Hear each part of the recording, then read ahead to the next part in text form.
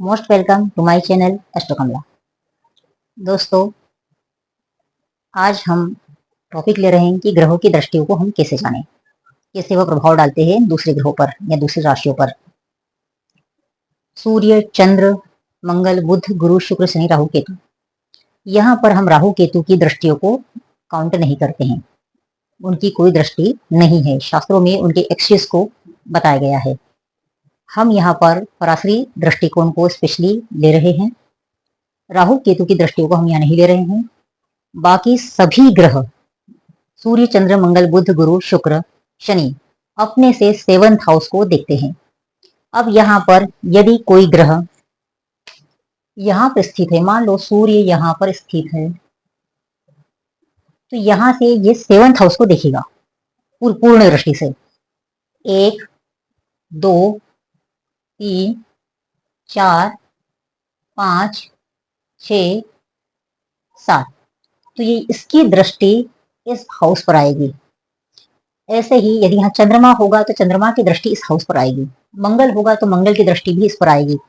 मंगल, बुध, गुरु, शुक्र, शनि सभी की दृष्टि इस हाउस पर मानी जाएगी। ऐसे ही ग्रह यदि यहाँ पर मान लीजिए मंगल यहाँ पर स्थित है, तो मंगल की दृष्टि 7वीं दृष्टि यहाँ पर आएगी। यहाँ से हम काउंट करेंगे, हालांकि यह 4 नंबर लिखा हुआ है, पर यदि हम जब दृष्टि काउंट करेंगे तो इस जहां मंगल बैठा हुआ है उस नंबर को 1 मान करके काउंट करेंगे। 1, 2, 3, 4, 5, 6, 7, तो इसकी दृष्टि यहाँ पर आएगी, पूर्ण दृष्टि। तो इसे समस्त ग्रहों की 7th दृष्टि को आपको इस प्रकार गेन करके लेना है। यदि कोई ग्रह यहाँ पर बैठा है, मान लो शनि यहाँ पर स्थित है, तो शनि की दृष्टि को हम काउंट करेंगे तो यहां से तो हमें काउंट करना है एंटी क्लॉकवाइज। जहां पर ग्रह बैठा है उसे 1, 2, 3, 4, 5, 6, 7, तो यहाँ पर इसकी दृष्टि आएगी। तो ये शनि यहाँ पर स्थित ग्रह या भाव के जो कारकत्व है उनको देखेगा। तो यहाँ के कारकत्व हमने आपको बताए थे कि छोटे भाई बहन होते हैं, पराक्रम होता है, छोटी यात्राएं होती, आदि सारी चीजें 3rd हाउस में आती है। तो शनि यहाँ पर स्थित है तो छोटे भाई बहनों के लिए अच्छा या बुरा दोनों रिजल्ट दे सकता है। अब बुरा रिजल्ट जब यह बहुत ज्यादा पीड़ित अवस्था में होगा, साथ में यह त्रिकेश होगा। जैसे हम पिछली क्लास में बताया कि ये त्रिक भाव है, षष्ठेश, अष्टमेश और द्वादशेश, ये त्रिक भाव है। यदि शनि त्रिक भाव का स्वामी होकर के यहाँ स्थित होता है और यहाँ से इस हाउस को देखता है, तो यहाँ पर ये पीड़ा दे सकता है या फिर सपोर्ट कर सकता है। दोनों ही चीजें हो सकती है। प्रभु की अवस्थाएं तथा लॉर्डशिप देख करके ही हम बता सकते हैं।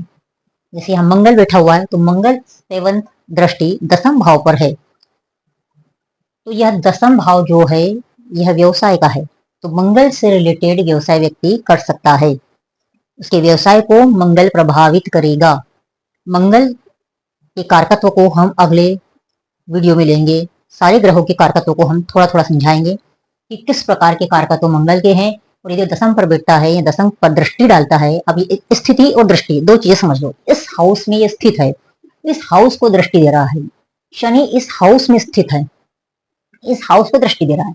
अब ये हाउस है हमारा 9वां भाव। यहां से काउंट करते हैं 1, 2, 3, 4, 5, 6, 7, 8, 9, 9वां भाव हो गया। तो 9वां भाव में शनि स्थित है, ये आपके पिता का है, गुरु का है। तो शनि के जो कारकत्व हो गए इस प्रकार के नेचर वाले आपके पिता होंगे, इस प्रकार का उनका कार्य हो सकता है।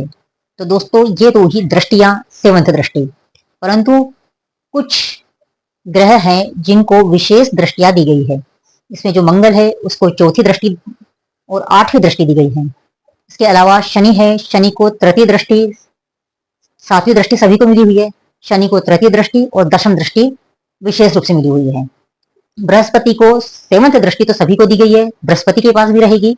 इसके अलावा 5th दृष्टि और 9वीं दृष्टि बृहस्पति के पास है। तो अब हम यदि मान लीजिए कि आपका बृहस्पति यहाँ पर गुरु स्थित है, बृहस्पति, इसकी 7th दृष्टि तो यहाँ पर आएगी, सीधे 7th दृष्टि यहाँ पे आ जाएगी। अब 5th दृष्टि एक्स्ट्रा दी गई, तो 5th दृष्टि हम कैसे देखेंगे? 1st, 2nd, 3rd, 4th, 5th, तो 5वीं दृष्टि इस भाव पर आएगी। तो मतलब यहाँ से गुरु इस हाउस को भी देखेगा। इसके अलावा इसकी विशेष दृष्टि में एक 9वीं दृष्टि दी गई है। तो 9वीं दृष्टि को काउंट हम कैसे करेंगे? 1 2 3 4 5 6 7 8 9, मतलब बृहस्पति यहाँ भी देखेगा। यदि यहाँ पहले से शनि स्थित है और बृहस्पति यहाँ पर इसे देख रहा है तो इस हाउस को बृहस्पति मजबूत करेगा। शनि की क्वालिटी है, शनि अपने आप में दुख, क्लेश, गंभीरता, स्लो देना आदि चीजों का कारकत्व रखता है ये। और बृहस्पति जहां दिखता है उस भाव में वृद्धि करता है, उस चीज में बहुत ज्यादा बढ़ोतरी करता है। तो ये जहां देखेगा, यहाँ देख रहा है, यहाँ देख रहा है, यहाँ देख रहा है, मतलब ये लग्न है, लग्न में स्थित। इसलिए शास्त्रों में कहा गया है कि लग्न में स्थित गुरु 1.25 लाख दोषों का समन करता है। तो इसलिए बृहस्पति को लग्न में बहुत शुभ माना गया है। तो यहाँ पर इनकी दृष्टि हमने इस प्रकार देखी। शनि की दृष्टि को एक बार हम समझ लेते हैं कि शनि की दृष्टि, तृतीय दृष्टि कैसे काउंट करेंगे। 1 2 3, तो शनि की दृष्टि, तृतीय दृष्टि यहाँ पर होगी। सेवंथ दृष्टि यहाँ पर हमने पहले बताई थी। दसम दृष्टि होगी 1 2 3 4 5 6 7 8 9 10, ये यहाँ पर आएगी 10वीं दृष्टि। आप काउंट करके देख सकते हैं। मंगल की स्पेशल दृष्टियों में चतुर्थ दृष्टि और अष्टम दृष्टि दी गई है। 1 2 3 4, 1 2 3 4, ये फोर्थ दृष्टि है।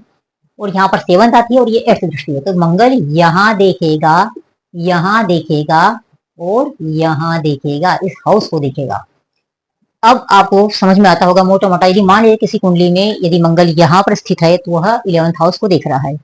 शनि यदि यहाँ स्थित है तो वह भी 11th हाउस को देख रहा है। तो यहाँ पर 2 पाप ग्रहों की दृष्टि आ रही है आय वाले भाव में। ये इनकम का भाव है। तो यहाँ पर यदि 2 पाप ग्रहों की दृष्टि आ जाती है तो कहीं न कहीं आपको दिक्कतें दे सकता है। अब यहाँ पर ये दिक्कतें ज्यादा देगा या कम देगा या नहीं देगा, ये तीनों चीजों को क्लियरिटी लाने के लिए आपको मंगल और शनि की लॉर्डशिप देखनी पड़ेगी। लॉर्डशिप को हम नेक्स्ट वीडियो में समझेंगे तथा ग्रहों के कारकत्व को भी अब धीरे धीरे हम समझने की कोशिश करेंगे कि सूर्य, चंद्र, मंगल के कारकत्व क्या है तथा किस प्रकार वह रिजल्ट हाउस में बैठने पर देते हैं।